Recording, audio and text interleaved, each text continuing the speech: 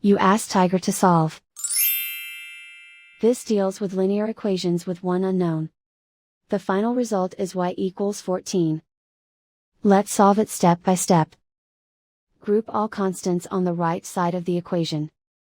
Add 7 to both sides.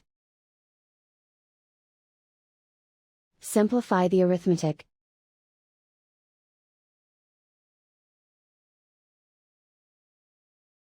Isolate the y. Divide both sides by 2.